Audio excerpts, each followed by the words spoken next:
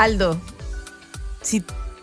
No sé cómo decirlo, a ver, si yo me gano un premio y tú te pones celoso porque a mí me lo regalaron y a ti no, yo no te lo voy a dar. Tenés que dármelo porque si no te invado. No, porque ya invadiste en teoría. El tema es... No, por favor. Pablo, no. En la entrega de María Corina Machado a Donald Trump de la medalla, ¿correspondía que se la regalaran enmarcado o no? Yo creo ¿O que debería no. haber determinado Trump cómo quería enmarcar la cuestión? Yo creo porque por la personalidad de Trump, él iba... Bueno, da lo mismo, lo iba a romper y lo iba a remarcar de nuevo. En oro. Probablemente en oro, con leones, no sé. Águilas. Y con Un gato chino. Trump es medio rococó, claro. Es un poquito... Es un personaje medio kitsch. Es kitsch, Es totalmente. kitsch, Yo creo- Es doré. Yo creo que el cuadro es medio kitsch, pero además yo creo que va a querer Donald Trump ponerle su propia lectura, digamos, ¿no? Quizás va a remarcar, porque tienen una marca, ¿o no? Está con el nombre de la persona. Que lo ganó, digamos, ¿o no? Debe decir María Corina Machado. ¿Lo irá como a borrar? O se agrega el nombre, no sé. Yo creo que es capaz de borrarlo. Fundamentalmente, ¿qué están pensando los noruegos en estos momentos? Se sienten traicionados, yo creo. En algún sentido. No, yo me imagino que esto se entiende que es parte de un proceso que es muy complejo y que son cosas distintas. No obstante, obviamente les tienen que llamar la atención porque al ser nórdicos y obviamente ordenados, esto desordena su esquema mental. Entonces no debe ser tan sencillo. Pero me imagino que se entiende el contexto en que están. Pues, ¿Había pasado antes esto? Yo creo que como ¿Estarse son... regalando Nobel? No, como Enrique Iglesias que regaló su Sí, es tal cual. Le faltó tirarlo. Corina Machado. gaviota. Yo creo que como son nórdicos, a la próxima medalla del Nobel de la Paz se le van a poner en el reverso personal e intransferible. Tiene sentido. O sea, tiene toda lógica, digamos, ¿no? Sí, totalmente. Pero es bien triste lo que hace Corina Machado. No, todo mal. Trump logra Sí, que la es gente triste. se rebaje ya en niveles de indignidad. Humille, Se humille. digámoslo con todas sus letras. Además, Corina Machado estaba y sigue estando todavía, pero no tenía necesidad de hacer todo esto. Es demasiado bajo en el fondo, ¿no? No, es muy grotesco. Es grotesco. O sea, O sea, es que y además regalar que no tiene el paz. riesgo de que no pase nada, porque tengo dudas que el calendario de Trump respecto a Venezuela se vaya a modificar 1 centímetro por lo que pasó ayer. O sea, es una humillación como gratuita. Y es sobre todo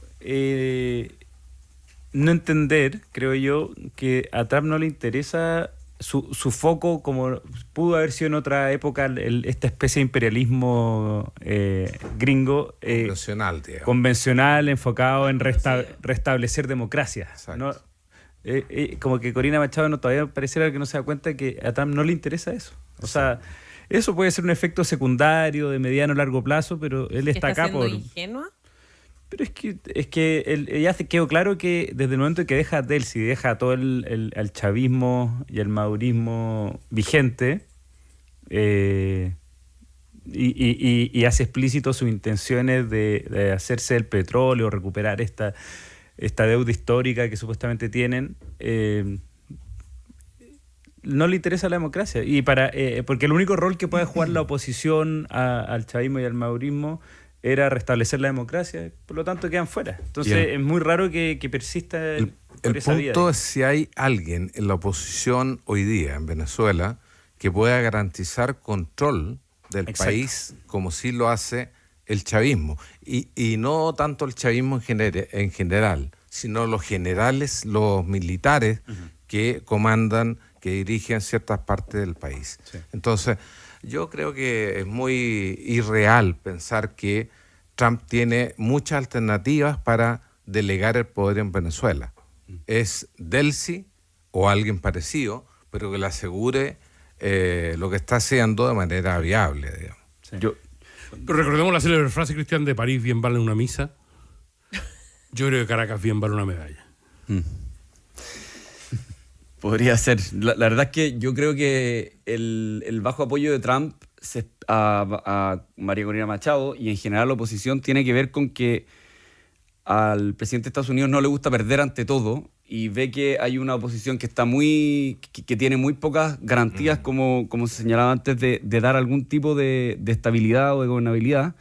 De hecho, ya apostó una vez por Guaidó, y por la oposición venezolana, en particular por Guaidó y el episodio de Cúcuta, y no le fue bien. Entonces, a mí me da la impresión de que desde su lógica, como hoy día no ve beneficios en entregar el poder o soltar el poder más bien, y soltar el control, mientras el chavismo controla las esferas del poder, no va a hacer nada particularmente relevante en esa dirección. Y yo pienso que Trump no está actuando por afinidad ideológica, porque nunca lo ha hecho. De hecho, el tema de los aranceles es una muy buena muestra de que él le está apostando.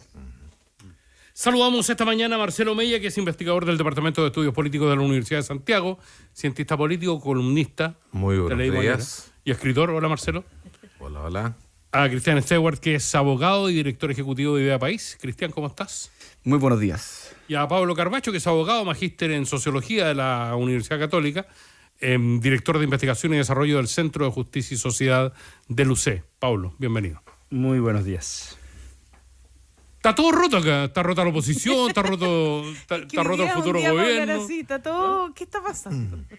Partamos por la oposición, te propongo, Uno Cristian. se ríe, pero no es chido. ¿Cuál oposición? Sí. Me parece que es una buena definición. Pregunto en serio. ¿Ya? Así como vamos ahora. ¿El actual oficialismo? Sí, pues sí, ya. hablemos sobre el estado de las cosas actual. No de lo que va a pasar desde marzo, dices tú. Sí. No, está bien. Tu pregunta es válida. La oposición del próximo gobierno, el actual oficialismo, sí, eso es. Perfecto, sí. La palabra oposición en estos días largos de transiciones se equivoca.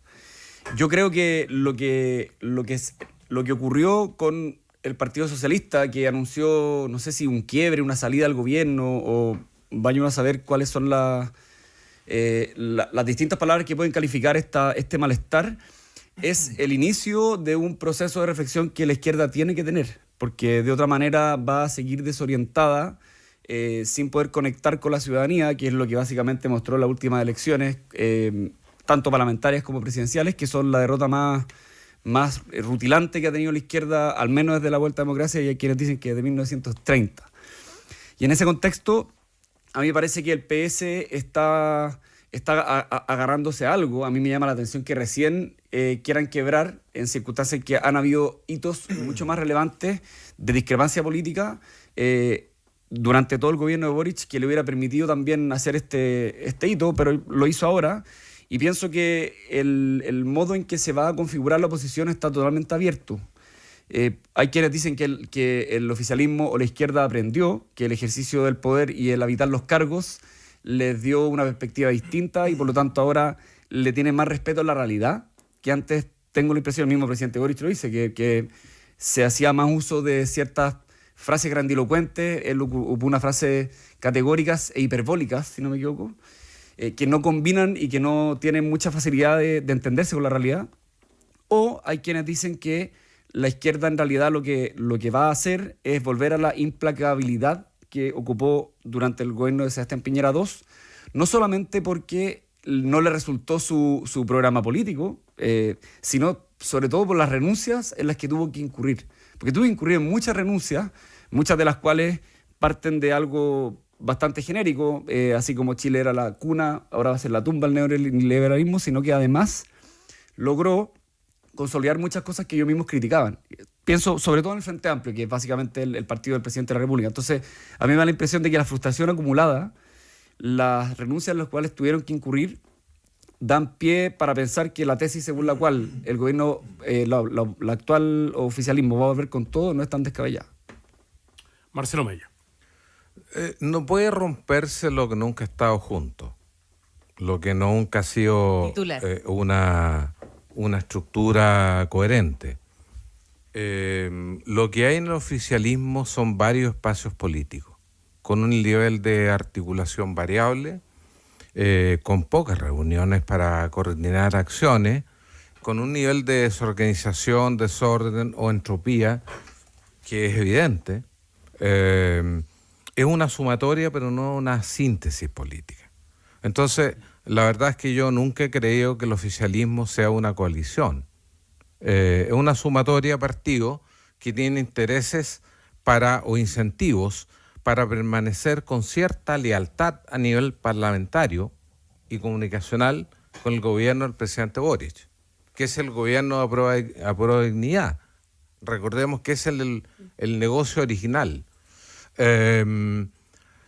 Yo creo que la cuestión es que hoy día los incentivos no existen o son muy pequeños. Entonces, cuesta poco. Sobre todo hoy, ¿cierto? Hoy día, claro. Salirse del gobierno porque, las explicaciones, por ejemplo, las da Elizalde. Si la presidenta del PS dice nos vamos o congelamos nuestra participación en el oficialismo, el problema es de Elizalde, no es del PS.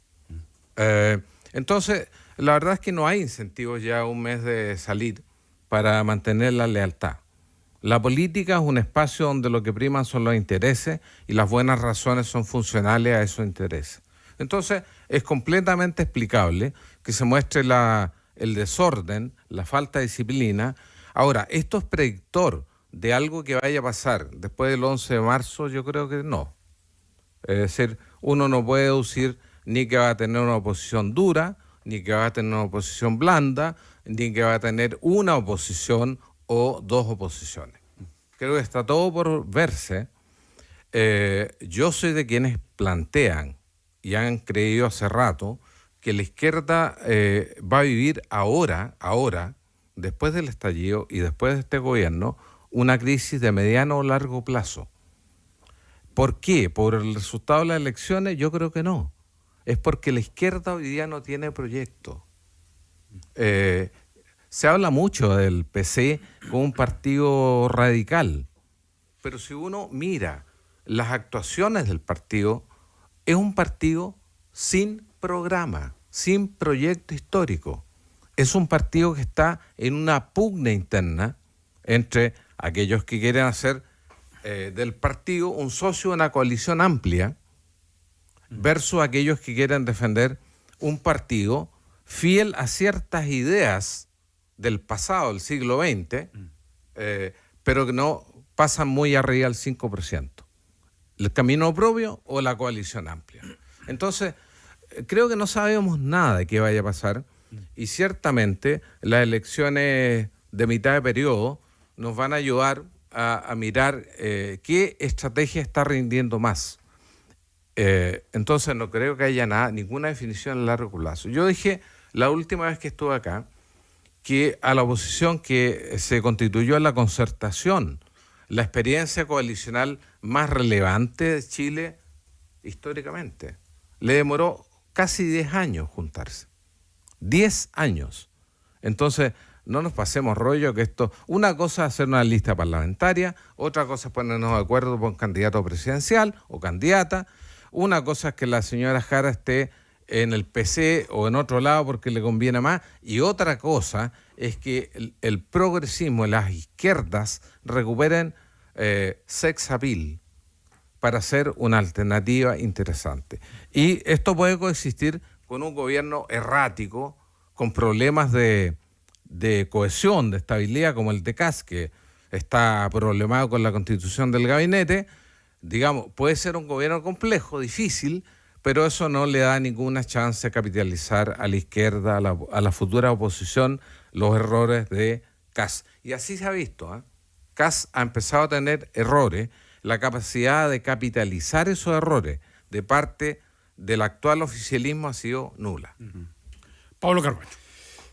Voy a partir primero hablando del hecho que motivó todo esto, esta salida o quiebre con el Partido Socialista, porque lo que no puedo evitar decir es que la actitud del Frente Amplio me parece, no tengo otra palabra que decir que penca, la encuentro muy penca. O sea, No se ríe. Qué buena palabra.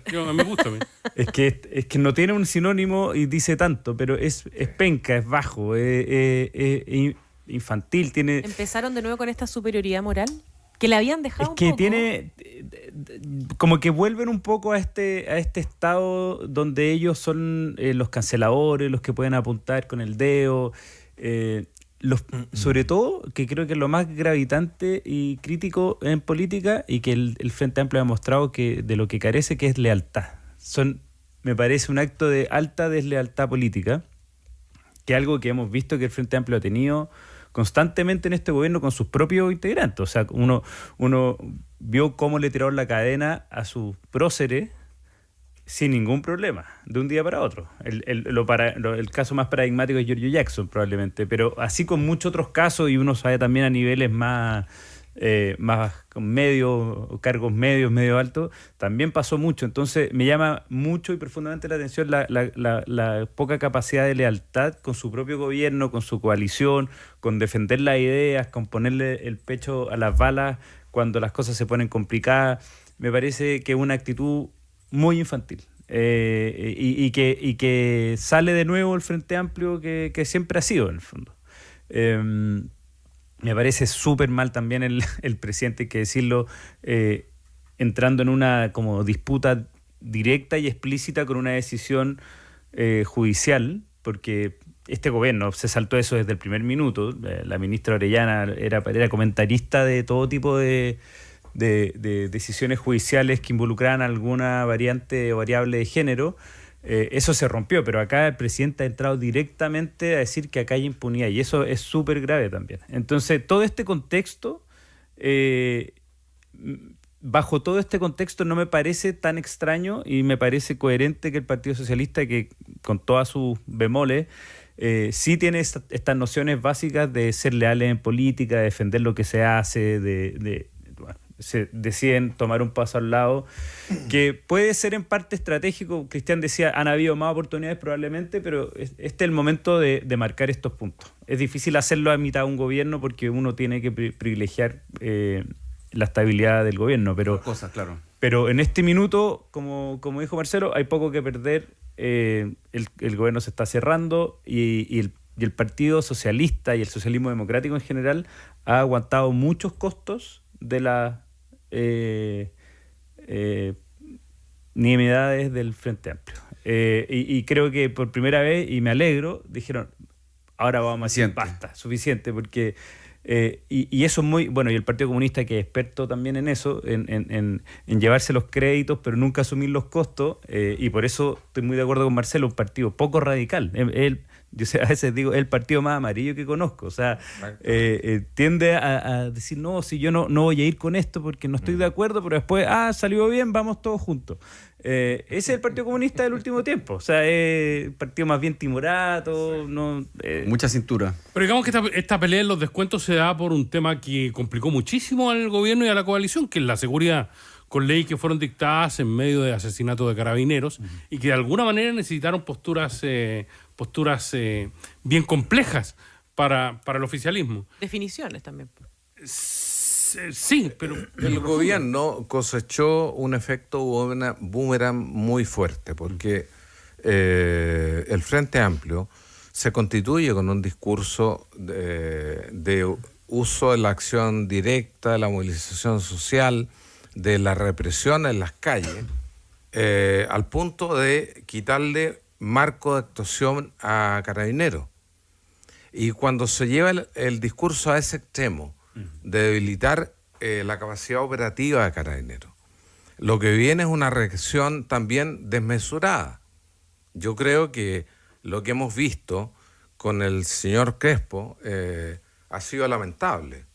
Ha sido muy poco decoroso que una persona que ha estado procesada por una situación tan grave aparezca en redes sociales con una opinión como la muerte del octubrismo y con un meme lamentable donde aparece la víctima de disparos que lo involucran directamente en los hechos. Yo creo que muestra muy poco decoro Crespo. Creo que ha sido lamentable. Disculpas después. Sí, pero un hombre grande ya, ¿no? Uno tiene derecho, aunque pide disculpas, a decir lo que dice Pablo, una actitud más que penca, casi llegando al rango la cagaste, viejo. Porque esto además produce un daño a la discusión del país, del cual tienes que hacerte cargo, Crespo. O sea, tiene una relevancia pública que excede lo que era este señor el año 19 antes. Entonces me parece muy lamentable. Tienes razón con lo del Frente Amplio, pero para bien o para mal, el Frente Amplio es el partido que dentro del oficialismo sacó mayor representación a nivel de diputados, 11%. El PS sacó un 7% y el PPD sacó un 6%. O sea, acá lo que opera, más allá del sentimiento de ofensa, es la necesidad, si alguna vez el PS, siendo el principal partido de gobierno, pensó en ir con el Frente Amplio, hoy día sería segundo socio en una coalición con Frente Amplio. ¿La DC? La alianza está levemente está en el 5% clavado. Entonces, obviamente, en términos de incentivos, nuevamente, lo que le conviene al PS es girar al centro, sumar PPD y PS eventualmente, y ser el socio mayoritario de esa articulación. Desde ahí construir oposición. Creo que la señal es clara. Más allá de que me ofendí más, me ofendí menos, los políticos son animales racionales. Así que yo le creo poco al teatro de me ofendí, me siento afectado. Salvo Gasparriga, digamos. Cristian Stewart. Sí, yo creo que también parte importante de lo que ha ocurrido en los últimos días tiene que ver con preguntarse cómo se va a desempeñar el presidente Boric, cuál va a ser el rol del presidente Boric en lo que sigue, porque la entrevista que dio en el diario El País a mí me parece que es muy icónica y muy representativa de lo que él es, que es una persona que más allá de ser a ratos moderado, a ratos radical, que en fin, esos son calificaciones muy, muy subjetivas. A mí me parece que el presidente Boric tiene un dilema que lo describe mejor, que es a ratos muy intuicionista y a ratos muy institucional. Y eso a mí me parece que es importante tenerlo a la vista y lo representa muy bien en esa entrevista, porque a mí me parece que, como decía Pablo, las declaraciones que hizo el presidente Boric con ocasión del lamentable caso Gatica es importante. O sea, cuando él vacila respecto de la ley Naim Retamal, que él empujó con mucha fuerza, incluso utilizó para dar consuelo a las familias de carabineros fallecidos, cuando él no solamente dice que hay impunidad, sino más bien califica como crimen lo que ocurrió, siendo que no puede ser comentarista, porque eso implica, en concreto, aunque sea una declaración poco pensada, en concreto implica inmiscuirse en otro poder del Estado, porque es el presidente de la República y el jefe máximo de uno de los poderes. A mí me parece que él no es consciente de aquella dimensión del presidente que es institucional, con todo lo que implica. Y en ese sentido, a mí yo creo que es importante que como ex jefe de Estado, que va a contar desde el 11 de marzo, prime mucho más esa segunda parte más institucional que aquella que le ha reportado distintos dividendos en la vida política, como alguna vez dijo Jaime Guzmán. No, a mí, y un poco majadero con el asunto, pero yo creo que estos hechos donde el presidente, donde los ministros se ponen de comentaristas, yo creo que hacen un daño muy tremendo al sistema de justicia. Yo creo que esa es mi zona de expertise. Creo que en parte una de las dificultades que estamos teniendo con el sistema de justicia es que cuando desde el gobierno central viene como una crítica o una especie de reprimenda hacia ese mundo también reacciona.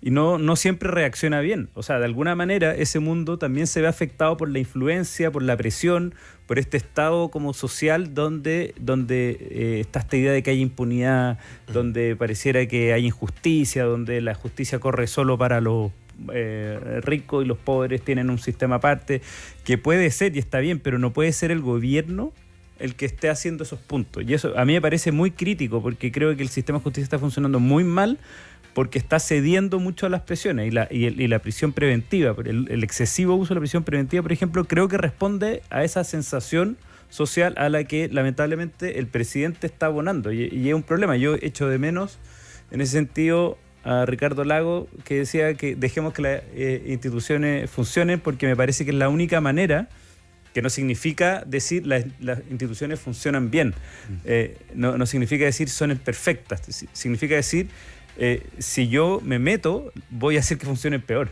Entonces, mejor que funcionen y arreglémoslas por las vías institucionales. Eso se echa mucho de menos a lo largo de este último gobierno. Marcelo Mella, Cristian Stubart y Pablo Carvacho están esta mañana con nosotros en País ADN. De vuelta. Hola. Hola. ¿Por qué te ríes de mí? Aldo se ríe. Estamos hoy día en País ADN con Marcelo Mella, Cristian Stubart y Pablo Carvacho. Vamos a revisar información que conocemos en este último minuto porque está en desarrollo la audiencia de formalización de los 3 hijos de Julia Chuñil. Ya hay algunas novedades. Matías Gallegos, buen día. Sí, así es, porque hace solo minutos se ha resuelto hoy en día por el Tribunal de Garantía de los Lagos que sea justamente la prisión preventiva para Javier Troncoso Chuñil, el hijo justamente y quien sería el autor material del homicidio en contra de su madre. Sin embargo, para Pablo San Martín Chuñil y para Janet Troncoso, el juez ordenó que no sea justamente la medida cautelar más gravosa, más bien sea la medida de arresto domiciliario total a que corresponda para ellos. Esto todo mientras sigue la discusión por el tiempo de la investigación que va a corresponder para este hecho y que mantiene justamente en prisión preventiva a Javier Troncoso, quien sería justamente el autor material de este homicidio en la comuna de Mafil. Todo esto sigue en desarrollo, una audiencia que se ha extendido por esta mañana y que se espera justamente que sea la jornada de este día cuando continúen los operativos en la comuna de Mafil respecto a lo que es justamente esta investigación para encontrar dónde estaría el cuerpo justamente de la dirigente mapuche Julia Chuñil. Desde la región de Los Ríos, Matías Gallegos, ADN. Bueno, y aprovechando obviamente esa información y las novedades que vamos conociendo del caso, por primera vez, claro, no lo teníamos en la pauta, pero creo que es interesante también hacer una mención al vuelco que ha dado este caso también en términos, sobre todo, porque se politizó también este caso en su minuto y lamentablemente resulta ser, y como siempre fue, ¿no?, la muerte de una persona, pero lamentablemente resulta ser además un crimen familiar, al parecer por lo que está investigando la Fiscalía, por lo que se está realizando, de hecho, ya en esta audiencia de formalización. Yo sé, nunca ha pasado que yo misma me salga de la pauta, porque no lo teníamos en pauta. Es inédito. Es inédito esto que está pasando, es porque es mi último día. Yo creo. Y podríamos mencionar, para siempre no, me voy de vacaciones. Aldo está muy feliz. ¿Cuál es la...? Bueno, pero es lo mismo que estamos hablando. Imagínate... Es que sí, aterricemos un poco también el caso, porque si bien es algo policial y todo, hubo también ya intervención, y tuvimos intervención de muchos políticos, sí, incluyendo al presidente, comentando, digamos, estos casos. Lamentablemente es un ejemplo de lo mismo que estábamos hablando antes. O sea, porque lo que se ha dicho es que esta línea investigativa siempre estuvo presente. No hay un vuelco realmente, sino que siempre estuvo la sospecha sobre la familia. Claro, vuelco en la percepción ciudadana que había del caso. Exacto, habían 2 líneas investigativas, una que era la línea como problemas vecinales, o conflictos medioambientales, la teoría la más conspiranoica, y la de la familia. Siempre estuvieron esas dos líneas de investigación, pero yo creo que de una manera poco ética el mundo político lo instrumentalizó para instalar esta idea que lo escuché 1000 veces, de que en Chile están matando líderes ambientales, que puede que haya ocurrido en una u otra ocasión y todo, pero más allá de eso es muy irresponsable que el mundo político agarre una de las tesis de investigación y la haga cierta y se transforme en una cuestión de marketing, polera, reuniones. Mucha gente me mandaba todos los tweets de los ministros y mundo político que dio por sentada esta tesis y no salió de ahí. Y eso es muy problemático porque después pasan estas cosas y bueno, queda esta sensación como de yo te aseguro que igual va a haber gente que va a insistir, a pesar de que hay una confesión, de que acá hay gato encerrado. Pero deja instalada una idea de que en Chile pasan cosas que en realidad... La teoría conspirativa, sí. Sí, yo creo que es un síntoma realmente preocupante, porque está pasando en todos lados esto. Hemos visto lo que decía Pablo en relación al caso de Chuñil, digamos, y el uso político, pero yo diría que en los últimos 20 años en Chile, el uso político de distintas causas ha sido cada vez mayor. Y no solo pasa aquí, en Argentina se habla de lawfare. Todos los políticos que son imputados y que tienen el riesgo de caer en prisión preventiva o ser condenados, alegan que hay lawfare, guerra judicial en contra de ellos, y que la causa no es idónea, sino responde a móviles políticos. Y en Estados Unidos yo quiero recordar que se ha indultado a una gran cantidad de personas del movimiento Trump que están encarceladas por delitos contra la Constitución, cuando se asaltó ese 6 de enero, creo que fue, Sí. el Congreso de la Nación, con personas muertas, y fueron indultadas por el presidente Trump porque, según él, había vicio de instrumentalización política. Entonces, yo creo que los ciudadanos y ciudadanas tienen que estar muy atentos a esto, porque como la fiebre es expresión de enfermedad, el nivel de politización de casos judiciales representa un síntoma de una enfermedad de la democracia. No tengo dudas de eso. Entonces, más allá del caso Chuñil, yo creo que hay que mirar esto en el tiempo, y creo que la tendencia es bien preocupante. Cristian, te llevo a otro tema. Me han acusado desde la semana pasada de tratar de imponer un tema que yo creo que cada vez se hace más evidente. En esta campaña de Kast y las anteriores, la seguridad era un tema central, así como no lo fue en la campaña anterior de Boric. Y uno suponía que el diseño, que el trazado, que la línea ya estaba más o menos clara.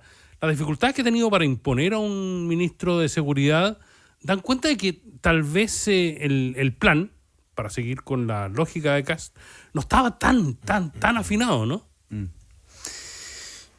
Primero, a mí me parece que lo que ha ocurrido en estos últimos días con el gobierno electo y sus dudas que se han filtrado algunas, otras se han publicado por los medios de comunicación con conocimiento o con información que obviamente yo desconozco, son la última parte de un esquema que sí estuvo bien preparado. Al principio el presidente electo tuvo agenda, se robó la agenda en algún sentido, hizo ciertas declaraciones, ciertos anuncios, ciertos viajes de modos particulares que hicieron consistente la preparación comunicacional de la campaña con lo que venía después. Y efectivamente, en la configuración del gabinete, no solamente por esta negativa del exalcalde y senador electo Rodolfo Carter, y también por no sé si fue una autoexclusión o una exclusión de parte de los republicanos respecto de los libertarios, pero en cualquier caso a mí me parece que lo que tiendo a pensar que está en la cabeza del presidente electo José Antonio Kast es intentar mostrar que las personas que van a asumir conocen sus problemas, conocen los problemas de las carteras, saben lo que van a hacer, tienen conocimiento mucho más relevante respecto de la importancia que le atribuye a la política, obviamente. Yo creo que esto supone ciertos flancos que no son menores. Obviamente, cuando hay un ministro que está tambaleando por algún caso particular o por alguna crisis, es evidente que tiene que pende de un hilo mucho más fino si es que no tiene un partido político que lo proteja. Y me parece que eso no se tiene tan a la vista, o al menos se está minusvalorando la importancia que tiene. Pero me parece que los nombres que se están comentando tienen que ver con eso, con la necesidad de que sean personas que saben de los problemas asociados a sus carteras. Y creo que por eso mismo, o eso es parte de la explicación por la cual no ha dado con un perfil suficientemente robusto que se haga cargo de las expectativas que el mismo Partido Republicano cifró respecto a la ciudadanía. La persona que tiene que estar en seguridad tiene, y guste o no, esta duda que se ha ido sembrando durante los últimos días, han ido incrementando esta expectativa. Tiene que ser una persona que dé garantías totales, porque el elemento central del gobierno de emergencia, que a mí me parece que es un concepto bastante adecuado por muchas razones, obviamente que es la seguridad. Entonces, creo que el mismo presidente electo dijo ayer que el 20 de enero se mantiene como fecha, y por lo mismo es de esperar que no sea, que cuando se anuncie el ministro de Seguridad no sea algo que de alguna manera frustre la expectativa de la ciudadanía, porque a mí me parece que es muy importante esta señal. Obviamente en la configuración hay veces que yo he visto muy poca paciencia. Yo no he estado presente nunca en mi vida, digamos, pero me imagino que cuando se está configurando un gabinete hay infinitos elementos, infinitas investigaciones respecto a las personas, hay que ver el cuadro general, hay que ver las personas específicas, Y por eso mismo tiendo a pensar que se le ha exigido más de la cuenta, aunque a ratos también el mismo presidente ha sido quien lo ha ayudado a eso, porque él mismo ha anunciado a algunas personas. Entonces, simplemente para cerrar, yo creo que está intentando mostrar que su gabinete no va a ser de incompetentes, en algún sentido respondiéndole a lo que a ratos se develó por parte del gabinete de Gabriel Boric, que se criticaba eso, que era mucha política, sobre todo la primera parte. Pero claro, es importante que no sea un gobierno de agentes, un gabinete de agentes que velan por sus propios intereses y nada más. Pablo Carbacho. Yo no tengo un diagnóstico menos optimista que Cristian. Creo que esto demuestra un poco que la visión del gobierno electo respecto a la seguridad era un poco humo también. Porque tú no puedes decir que tienes todo pensado, pero no sabes con quién lo vas a hacer. O sea, decir, sé perfectamente lo que tengo que hacer, pero no sé con quién lo voy a hacer, es un problema demasiado central para que realmente se puedan hacer cargo. ¿Y por qué nadie quiere aceptar el cargo? Es porque obviamente todos saben que es un cargo en el que van a salir trasquilados, donde es difícil capitalizar, por lo tanto cualquier persona con pretensiones políticas lo va a rechazar. Es un cargo difícil.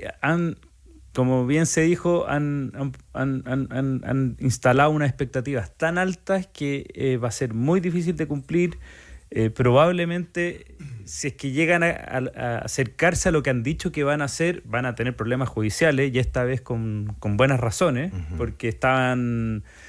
al menos en el discurso de campaña había como una cierta disposición a saltarse ciertas cosas, ciertas garantías, ciertas normas, sobre todo del derecho internacional que regula la migración y otras cuestiones. Entonces yo creo que es un problema grande para este gobierno, y me parece que no se ven buenas luces de resolverlo. Y más allá del tema de seguridad, sí me parece muy llamativo la conformación que ha venido dando de su gabinete, porque me recuerda mucho a Piñera 1, como perfiles de gente del mundo empresarial, con asociaciones bien lejanas, como mira, él es bueno para los negocios, sí que lo vamos a meter a Cancillería porque le queremos dar un foco en la apertura de Chile. Me parece que es insuficiente para el mundo que corre, es decir, como tener a alguien con mentalidad empresarial es muy poco para el mundo de las relaciones internacionales. O no sé, hoy día escuchaba que parece que Francisco Undurraga era candidato y decían, bueno, su mamá era una gran artista. Entonces son cuestiones como... ¿Era candidato a qué? Una gran artista. ¿Pero era candidato a qué, Francisco? A Cultura, perdón, a Ministro de Cultura y la Arte. Entonces me recuerda mucho a Piñera 1, que no tenían realmente gente, y ahí difiere un poco con Cristian, gente que realmente sepa de las carteras lo suficiente, y veo que están poniendo... Bueno, se bajó, pero está Guillermo Turner de Defensa, o sea, una persona que viene de un mundo corporativo, CMPC. Entonces, no sé, también escuché, pero eso, Cristian, no sé si va a ser así, escuché que se está diciendo que los subsecretarios van a ser del mismo partido que el ministro. Me pareció una cuestión bien novedosa, y que los iba a elegir el ministro. Una cuestión que puede ser, eso sí me parece un buen punto de inflexión. Te van a ahorrar muchos problemas que para atrás han habido entre ministros y subsecretarios, ego y cosas de ese estilo. Pero te puede aumentar los problemas entre un ministerio y la coalición. Se pueden generar parcelitas. El deporte ahí es pegarle al que no es mi ministerio. Si hay algún error, digamos, los golpes dentro del oficialismo van a ser mucho mayores. Pero para cerrar, me ha llamado mucho la atención, y me imagino que responde a una estrategia, pero no termino de entender cuál sería. He escuchado por ahí que es como quemar un primer gabinete para después salir con uno más político, pero me ha llamado mucho la atención que no ha involucrado mucho ni a los partidos políticos que lo quieren apoyar. Y en política, sin estos apoyos, sin coaliciones, por chicas que sean, es difícil gobernar, y sobre todo en el Parlamento, donde los republicanos por sí solos no tienen mayoría. Marcelo Mella. Pero yo creo que la pregunta de fondo subyacente es: ¿qué gabinete para el actual momento del gobierno y del país? El diseño de independientes, directivos corporativos, a mí me parece que es un diseño súper riesgoso, considerando que el Parlamento, con quien los ministros van a tener que negociar necesariamente, va a ser uno de los más fragmentados que ha existido en la historia de Chile. Muy parecido a la fragmentación de Boric. Poner un gabinete donde son principalmente independientes, sin vínculos con el mundo político, es asumir un riesgo y es muy legítimo, es un diseño. Sí. El otro es cuotear, es decir, distribuir los ministerios por el peso legislativo que tiene cada partido. No ocurrió acá. No, al menos hasta la fecha. Claro, no sabemos, pero claramente no va a ocurrir. No. Es por las señales que hay. Y ahí el presidente toma una opción, que es convertir este gobierno en el gobierno del partido, de ningún partido en particular, el gobierno de Kast. Y es una apuesta arriesgada. Es repetir el modelo de personalización de Milei, de Trump y de otros, que han logrado superar una condición de minoría para no darle ventaja a ninguno de los partidos del oficialismo y negociar él directamente. Ahora, la pregunta es si Kast tiene oficio en negociación como para asumir ese nivel de responsabilidad y construir una presidencia altamente personalizada. Yo creo que no. Creo que no le va a ir bien y probablemente en un segundo tiempo, en un segundo gabinete, va a tener que reevaluar esta hipótesis y darle mayor peso a los partidos. ¿Qué es lo que pasó con Piñera 1? Exactamente. Pero la pulsión de gobierno de emergencia está en la estructura de este gabinete, Cristiano, ¿no? ¿En tu criterio? Yo creo que la decisión de haber excluido a los libertarios hace confusa esa señal, esa pregunta, o la respuesta con que los elementos que se usan para responder a esa pregunta. Yo pienso que la decisión de los libertarios en particular no es una ruptura con Kast, es una decisión totalmente estratégica que tiene mucho que ver con lo que hacía Kast con Piñera. Me parece que, porque ellos no se declaran de oposición, tampoco se declaran parte del gobierno, entonces está siguiendo el libreto de los incentivos. Totalmente. Se declaran vigilantes, digamos. Sí, resguardan la sana doctrina, resguardan que no se les escape aquello por lo cual Kast siempre criticó a Chile Vamos, que era ¿por qué se están diluyendo tanto? ¿Cuál es el proyecto originario? Entonces, de alguna manera, a mí me da la impresión de que, y eso obviamente que a Johannes Kaiser le conviene a todas luces, salvo que le hubieran dado lo que pretendía Rodolfo Carter, que era fusionar o al menos detentar el Ministerio de Seguridad con el de Defensa para tener dientes o balas, que esa es la traducción, pienso yo, de esa manera de entender las cosas. Entonces, yo creo que no es tan claro cómo se responde al gobierno de emergencia. Yo sí estoy bastante convencido, por lo que se ve en la prensa, que las personas que están nombrando son personas que saben. Quizás el arrepentimiento de Turner tiene que ver con eso también en parte, porque efectivamente era una persona que conocía muy bien la Araucanía al menos, pero no la parte de defensa, y me parece que es oportuno, muy oportuno que se haya hecho esto, y hay que ver cómo se da, porque obviamente todavía no parte. Sí. Todavía no ha empezado. Qué increíble que lo fácil ahora sea nombrar ministro del Interior, ¿eh? Sí. Habiendo sacado la seguridad sí. de la cartera, digamos, ya a esta altura Sobre es todo en estos como tiempos. cargo primer ministro, de coordinación política y esas cosas, ¿no? Pero siempre se pensó así, ¿o no? Sí, o sea, quedó... De hecho, Cuando se hizo la división, yo siempre he pensado que este cambio que hubo, el cambio del Ministerio de Seguridad es menos impactante en la política pública que lo que ocurrió en Interior. Para mí el verdadero cambio es Interior, porque se transforma realmente en un ministerio político que mantiene la relación con el Congreso, realmente en el fondo está ahí la negociación, y el Ministerio de Seguridad es que no quiero ser despectivo, pero es una reorganización de algo que ya había, no hay novedad, o sea, una división se convierte en algo más sectorial. Se convierte en subsecretaría, la otra subsecretaría ya existe y ponen a un ministro con 3 personas, entonces no es muy impactante. Bueno, yo sé que se está trabajando fuertemente para cambiar el diseño, pero el diseño realmente ahí se juega en lo local y eso es lo que no ha terminado de ocurrir. Pero lo realmente diferente ahora el ministro de Interior, que es un segundo sin todas las contingencias. Entonces va a ser bien interesante cómo va a operar eso. Oye, Pablo, los 2 minutos que nos quedan, el diseño de justicia, ¿qué te parece? ¿Es para el próximo gobierno?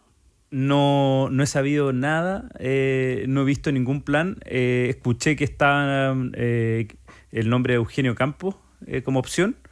no me equivoco, ¿no? Eugenio Sí, Campos, sí, fiscal, sí. fiscal de Magallanes, si no me equivoco, que ha llevado casos de connotación pública. Pero que también se da para seguridad en Y vista de la también, emergencia. también se da como opción de seguridad, pero no he visto... justicia no es parte de la emergencia. O sea, salvo el tema cárceles, que son monstruos difíciles de mover y es un mundo difícil de... Lo más impactante que creo que ha habido es la discusión sobre la reforma constitucional que separa gendarmería de reinserción. Marcelo, nos queda, en el minuto que nos queda, te leí sobre el corredor humanitario, que era otra de las prioridades del gobierno de Kast, ¿no? Bueno, es difícil que esto prospere, tiene niveles de costos que son altísimos, pero además, bueno, todos vimos que durante la semana hubieron malas noticias de la conversación de Kast con el presidente de Perú, que era bastante obvio, evidente, que iba a haber una aprehensión del presidente peruano respecto a cooperar en este corredor humanitario, que no es un corredor humanitario propiamente tal, sino es un proyecto de reconducción de los irregulares que están en Chile hacia Venezuela. Entonces, tanto por el conjunto de países que participan, es poco viable esta promesa, compromiso de Kast, como desde el punto de vista del arraigo que tienen los irregulares. Piensen ustedes que Trump ofreció un incentivo para los irregulares cercano a los 2.300.000 pesos para que abandonen voluntariamente. Y el resultado de esto ha sido paupérrimo. Porque las personas, aunque sean irregulares, generan arraigo. ¿Cuándo fue esa propuesta? Bueno, hace... ¿Pero hace mucho o hace poco? No, un mes y tal. Ah, perfecto. Y ha sido malo la respuesta, el resultado, el impacto. Y además, hay que preguntarse, las personas que están participando en redes criminales, un incentivo de 2 millones de pesos por una sola vez, ¿va a producir un efecto? Yo creo que ninguna. Entonces, la verdad es que creo que estamos viendo en este tema, con el tema de la seguridad en general, la complejidad de asumir una campaña tremendamente generadora de expectativas a condiciones de la realidad que son bastante más complejas de gestionar. Yo creo que el corredor humanitario, como lo dijo el presidente electo, está descartado hoy día y va a tener que pensar en otra estrategia para poder tener algún impacto dentro del primer año, dentro del primer tiempo. En la práctica esos son, la ignorancia, perdón, pero son buses que salen en masa y van cruzando fronteras hasta que llegan, ¿es así? La idea es Un camino blindado, es decir, un camino, claro. No es que no se van caminando, obviamente. Obviamente. No vuelven, no se van como vinieron. Pero digo. la preocupación de los países intermedios, Perú, Bolivia, Ecuador, Colombia, es si tú le estás exportando, de hecho, un problema que no pudiste gestionar acá. Entonces, evidentemente, por mucha proximidad ideológica que tengan los presidentes, piensan en su interés propio. ¿Y quién paga? Obviamente. y la complejidad, la gracia es que nadie se baja al baño, por ejemplo. Claro. Sí, pues. No, lo digo en No, términos es metafóricos. es decir que- literal. sí. O sea, controlar que esa gente no se No decida se quedar disperse. en... Exactamente. Marcelo Mella, muchísimas gracias por estar hoy con nosotros. Cristian Stewart, muchas gracias por participar hoy. Y Pablo Carbacho. gracias. Gracias a ustedes. Gracias Buenas por el vacaciones para Piedad. Vacaciones. Así es. Van a ser buenas. Muchas gracias. Van a ser- Sí.